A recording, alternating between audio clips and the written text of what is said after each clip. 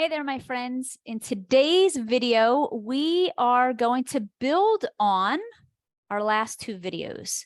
And this video is going to be all about scaling and expanding your concierge business. And these were all questions that were submitted by viewers like you. So this is Kelly Schaefer of Concierge Academy answering your questions, part 3. All right there, my friends, I am diving in right away today because I have some meaty and juicy topics that I want to cover. And if you've been liking this series, it would be super helpful for me if you could hit up that subscribe bell and hit that thumbs up button for me so that I know the content that you are all enjoying watching. Okay, so diving right in. This question was submitted and it has to do with hiring a team. So the question submitted was, how many clients do you have when you realized you needed to hire an additional team member? And so this question, I'm going to answer it with a question back to you. And so it's not really about the number of clients that you have, and it didn't have anything to do with the number of clients that I had. It's really about the amount of time you have available compared to the amount of time that your clients are using you. So it's less about number of clients and more about billable hours. So for me personally, when I brought on my first team member, I was billing between 15 and 20 hours a week consistently. So that was weekly. So it wasn't like 15 hours one week and 5 hours the next week and 20 hours one week and 2 hours the next week, because that's not sustainable. And so you need to be paying attention to that, because I see a lot of people try to go out and hire like too soon based on their availability. So first you have to go back and ask yourself, how much time do you have to give to the business? And then how much of that time has already been filled up with billable clients? Because please remember that building a business is not just about the front-facing work that you do for your clients. It's not just in the delivery of the services, but there's also the back end of the business as well, which is your marketing, it's your bookkeeping, it is your scheduling of your clients, right? So those tasks occupy some of the time that you have available in your business, and then billable hours occupies the other part of the time that you have available to your business. So step one is figuring out, how much time am I giving the business on a weekly basis? And then step two is, am I using all of my time for billable hours? So not a number of clients, it's really about billable hours and how much time you have to give. All right, the second question to that was, let me find, oh, here we are. When it comes to hiring, are you hiring 1099 employees, question mark? So just so you understand, and I am not a tax strategist or a lawyer by any means, but what I want to share with you is just knowledge that I have gained over the years being in business for myself. So there are no 1099 employees. 1099 or 1099 are contractors. You can find information about the difference between a contractor versus an employee on the IRS's website. Now, a few things that I will say that clearly separate a contractor versus an employee is, a contractor technically should either be working for a larger business that they get hired out through, or they are a business owner themselves. Whereas an employee is hired directly for you. A contractor should have their own insurance. If you have an employee, you would be providing insurance for them, not health insurance, but business insurance. You are covering your employees under your liability insurance. Contractors, you can't tell them what to do, when to do it, or how to do it. Employees, you tell them when to show up and how to do their jobs. So those are two very different things. And in this industry, I have seen people both hire out as contractors. I have been a contractor for other larger global concierge companies, and I was a true contractor because I have my own liability insurance. They would call me, say, hey, we got this request for this job. Is it something you want? I would say yes or no. And if I said yes, they would just give me the person's name and the address and the phone number, and then I would reach out, and then I would go and perform the services. I would go provide the errand running or the grocery shopping or the gift wrapping or the returns.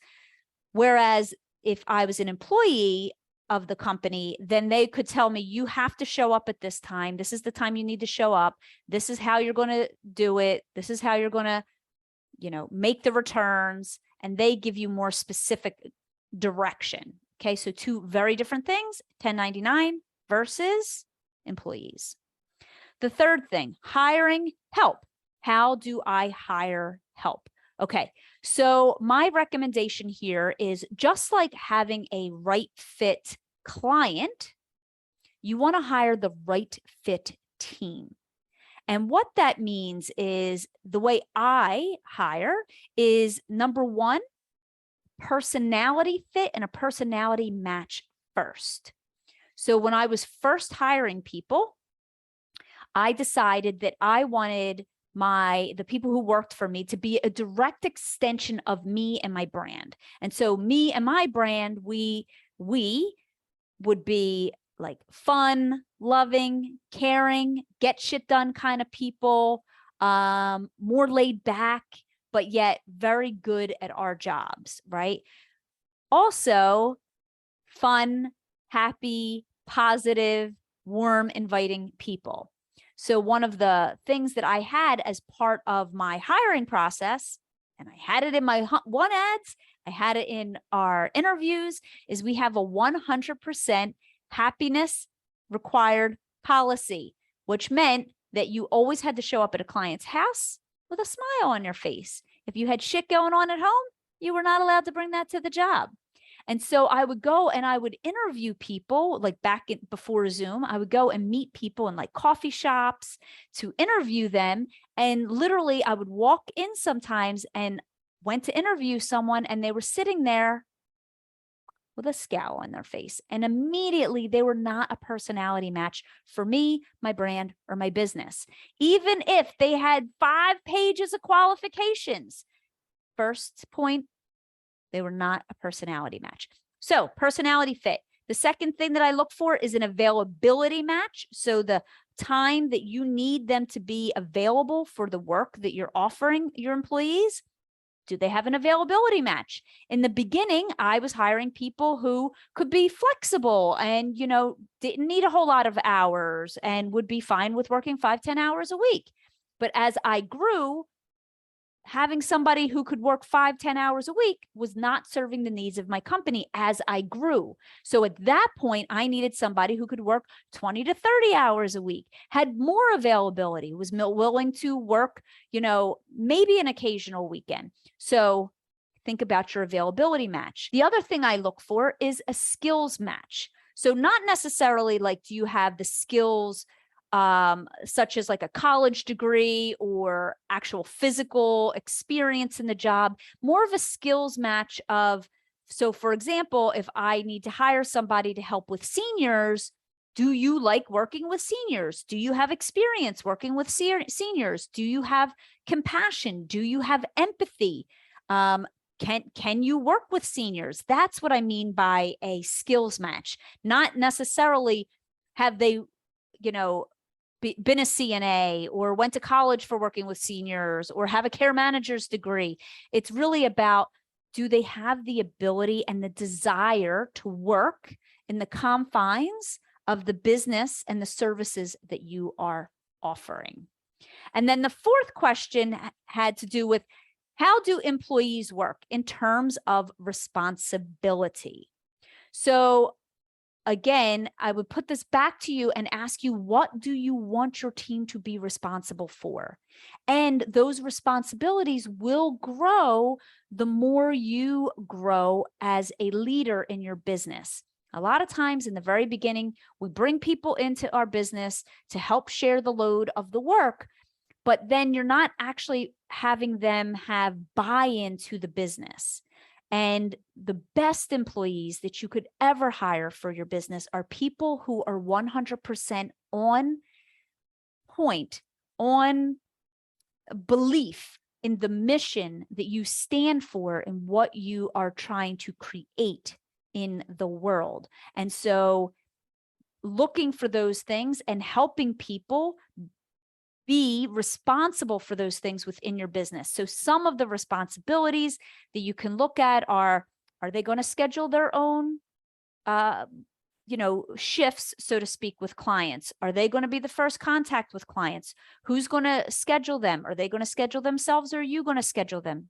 Are they going to be responsible for rebooks? Are they going to be responsible for filling in a timesheet and billing your clients? Are they going to be responsible for submitting receipts because maybe they are paying for things out of pocket? So there are a lot of different things that if you truly want to scale, that is the beauty of scaling. And so this is something I teach with my high-end clients in our 100K Plat program, is all about scaling, is helping to empower your team with responsibility, not giving them stuff because you don't feel like doing it, but empowering them with responsibility so that you can take back time that you might be using in the business where they can step up, and then you can use that time to go out and continue to grow and scale the business.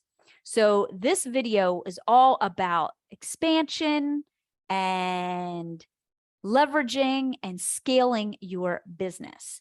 But if you are newer to the business, if you're newer in business and to the industry, or you're just getting started or thinking about getting started, I highly recommend getting a copy of my book, The Concierge Life.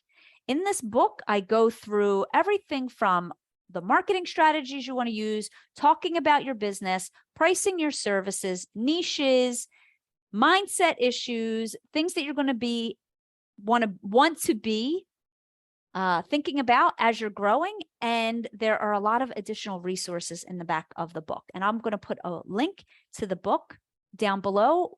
When you buy the book directly from me, you also get additional bonuses and resources sent to you in email. And yes, you do get the physical book. Somebody asked me last week, do I get the physical book? Yes, you get the physical book. All right, my friends, I hope that this 3-part video series was helpful to you, and I will see you again in the next video. Bye for now.